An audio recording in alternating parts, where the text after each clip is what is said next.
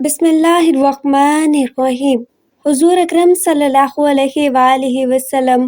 ایک سفر سے واپس آ رہے تھے۔ ایک جگہ آپ نے پڑاؤ ڈالا، بستی قریب تھی۔ ایک عورت تھی جس کا تنور تھا، اس نے لشکر کی روٹیاں بھی پکائیں۔ جب پکا کر فارغ ہو گئی تو صحابہ رضوان اللہ تعالیٰ علیہ اجمعین سے کہنے لگی، میں تمہارے صاحب سے بات کرنا چاہتی ہوں۔ صحابہ کرام رضی اللہ تعالیٰ عنہ نے اسے نبی کریم صلی اللہ علیہ وآلہ وسلم کے پاس لے کر آئے۔ کہنے لگی، اللہ کے پیارے رسول صلی اللہ علیہ وآلہ وسلم، میں آپ سے ایک بات پوچھنا چاہتی ہوں۔ فرمایا، پوچھو۔ کہنے لگی، میں ماں ہوں، تندور میں روٹیاں لگاتی ہوں۔ میرا ایک چھوٹا سا بچہ ہے، میں اس کو آگ کے قریب آنے نہیں دیتی کہ اس کو کہیں گرم ہوا نہ لگ جائے۔ خود آگ میں ڈبکیاں لگاتی ہوں روٹی لگانے اور نکالنے کے لیے، لیکن میں اپنے بچے کو گرم ہوا کا لگنا بھی پسند نہیں کرتی۔ تو میں نے آپ سے سنا تھا کہ ساری دنیا کی ماؤں کی محبتوں کو جمع کر دیا جائے، اس سے 70 گنا زیادہ بندوں سے اللہ پاک محبت کرتے ہیں۔ تو اللہ پاک بندے کو جہنم میں جانا کیسے پسند فرمائیں گے؟ حدیث پاک میں آتا ہے کہ نبی کریم صلی اللہ علیہ وآلہ وسلم نے یہ بات سن کر سر جھکایا، مبارک آنکھوں میں آنسو آنے لگے، روتے رہے حتیٰ کہ جبرائیل علیہ السلام کا پیغام لے کر میرے محبوب اس عورت کو بتا دیں، اللہ نے ان پر ظلم نہیں کیا، انہوں نے اپنی جانوں پر خود ظلم کیا، اپنے پاؤں پر خود کلہاڑی ماری، کیونکہ اللہ تو چاہتے ہیں کہ یہ بچ جائیں، لیکن بات یہ ہے کہ توبہ نہیں کرتے، توبہ کی طرف آتے ہی نہیں، بلکہ رب کی ماننے کے بجائے شیطان کی مانتے پھرتے ہیں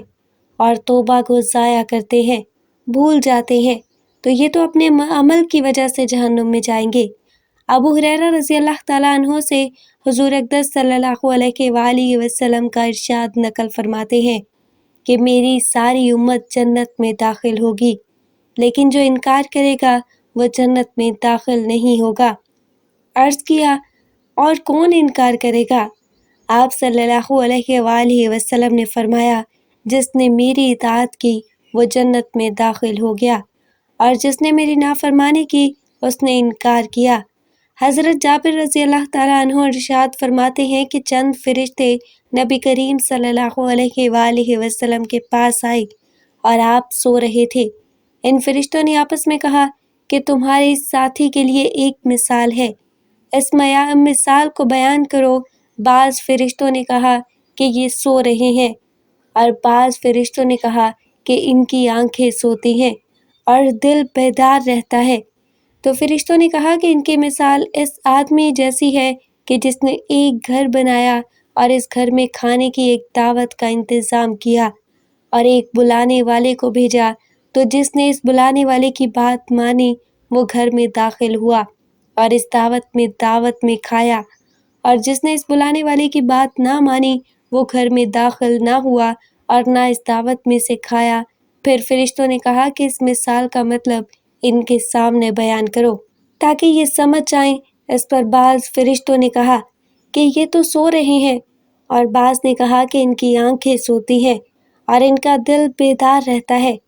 تب فرشتوں نے یہ مطلب بیان کیا کہ وہ گھر جنت ہے اور بلانے والے محمد صلی اللہ علیہ وآلہ وسلم ہے، لہٰذا جس نے محمد صلی اللہ علیہ وآلہ وسلم کی اطاعت کی اس نے اللہ کی اطاعت کی، اور جس نے آپ صلی اللہ علیہ وآلہ وسلم کی پیروی نہ کی اس نے اللہ کی پیروی نہ کی،